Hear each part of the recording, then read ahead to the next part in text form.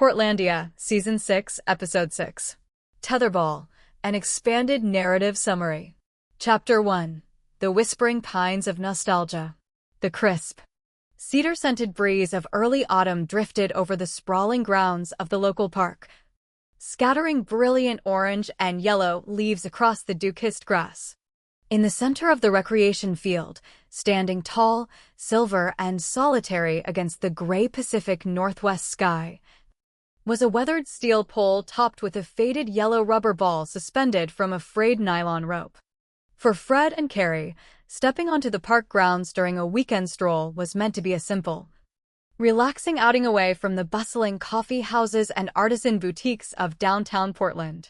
However, the moment Fred's eyes landed on the tetherball apparatus, a long-dormant spark ignited within his soul.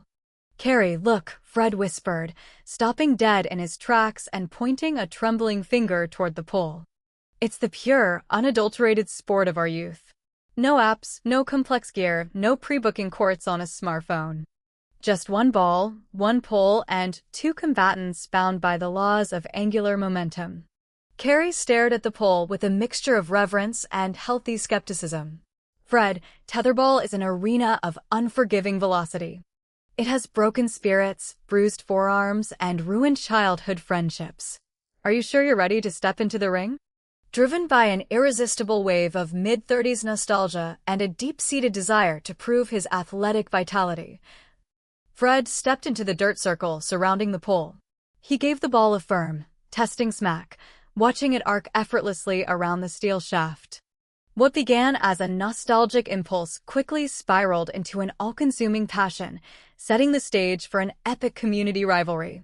Chapter 2. The Rise of the Tetherball Subculture.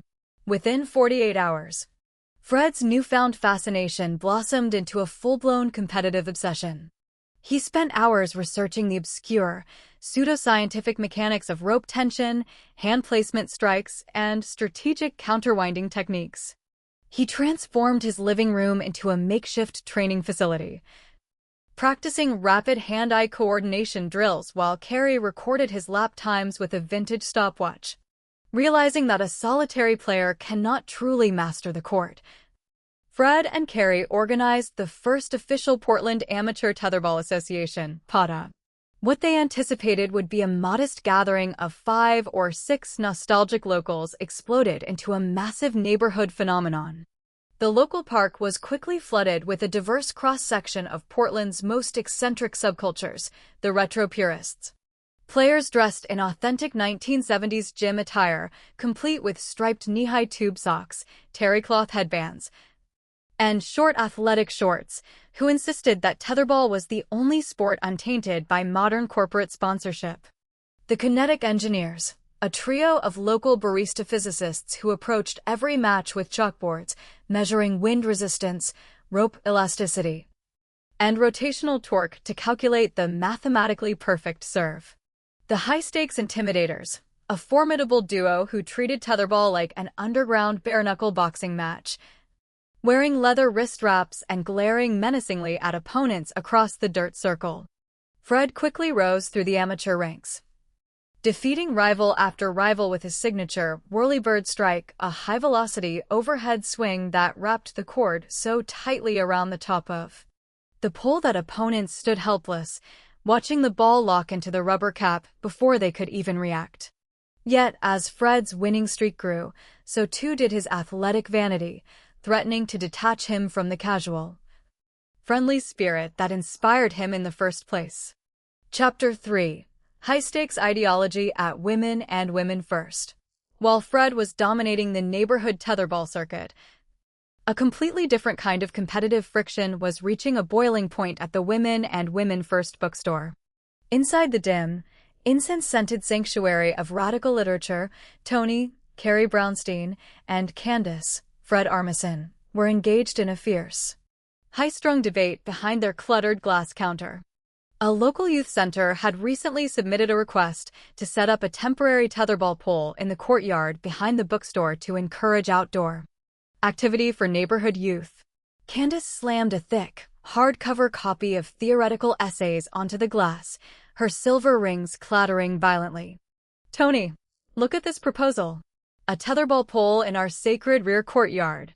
It is nothing short of a physical metaphor for patriarchal enclosure. Tony adjusted her wire-rimmed glasses, her jaw setting into a hard, militant line. Explain the structural mechanics of your critique, Candace. I want to ensure our resistance is fully articulated. Consider the imagery, Tony, Candace declared, pacing wildly through the narrow aisles of yellowing zines. A central, rigid, unyielding pole around which a spherical body is endlessly bound, restricted by a tightrope, forced to orbit in repetitive, predictable circles without ever achieving liberation. It is a mechanical representation of systemic societal trapping. Tony nodded in fierce, uncompromised agreement, taking a sharp sip of lukewarm herbal tea. You are brilliant, Candace. The rope is the expectation. The pole is the establishment.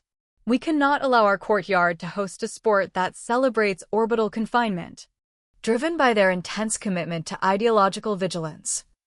Tony and Candace immediately drafted a 15-page counter-manifesto demanding that the youth center replace the tetherball pole with a non-linear, rope-free expression circle where children could toss unattached organic wool balls into open space without the restriction of a central axis.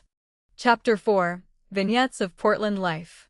As the tetherball fever gripped the city, the broader tapestry of Portland life continued to unfold in a series of hilariously sharp, character-driven vignettes that highlighted the fine line between progressive lifestyle choices and absolute social absurdity.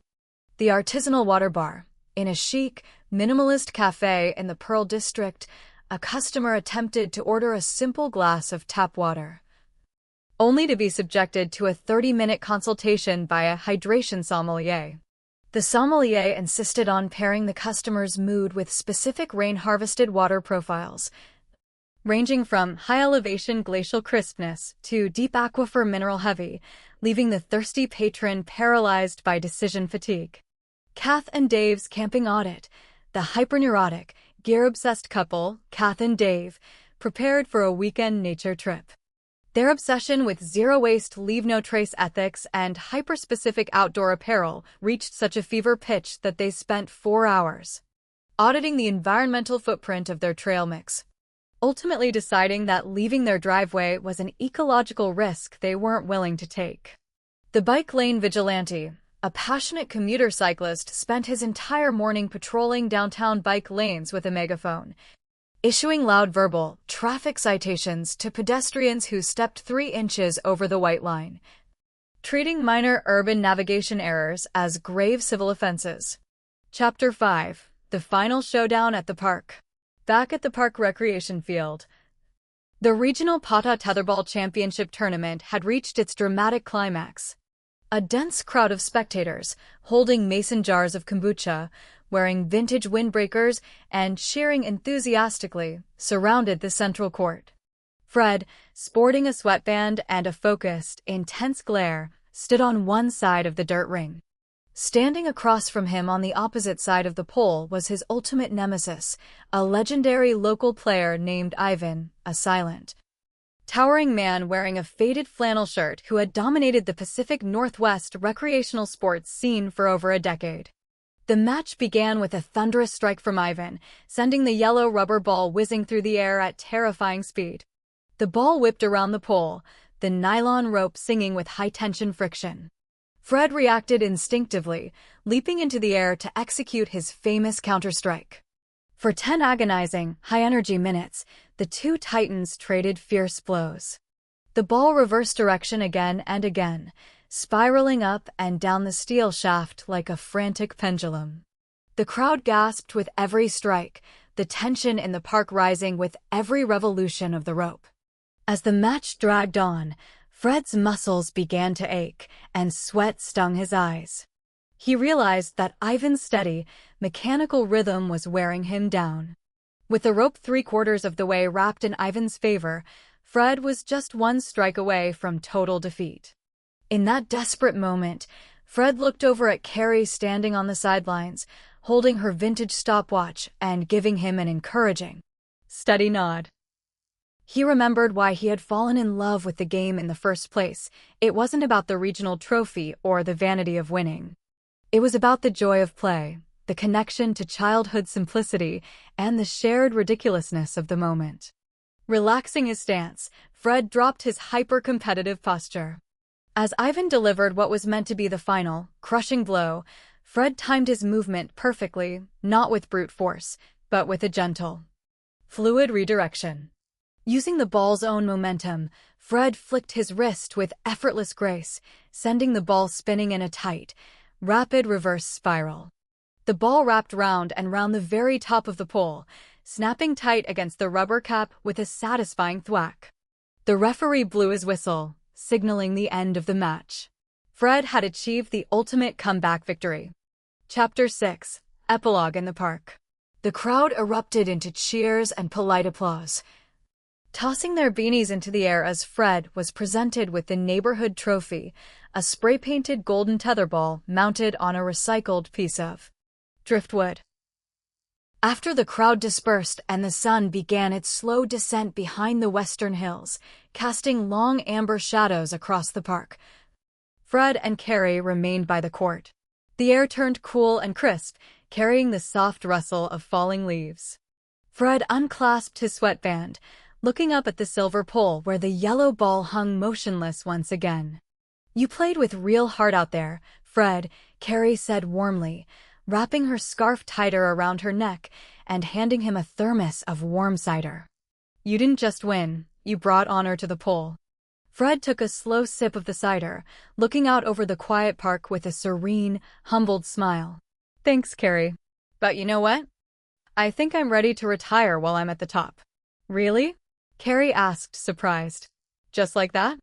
"Just like that," Fred nodded, looking at the peaceful evening sky. "Tetherball taught me everything I needed to know about life. It goes in circles, it hits you in the face when you're not paying attention, but if you stay relaxed, it always comes back to where you started." They walked away from the court side by side, leaving the solitary tetherball pole standing quietly in the twilight, a hilariously affectionate, uniquely Portland testament to the absurd, beautiful games people play in search of meaning, community, and simple joy.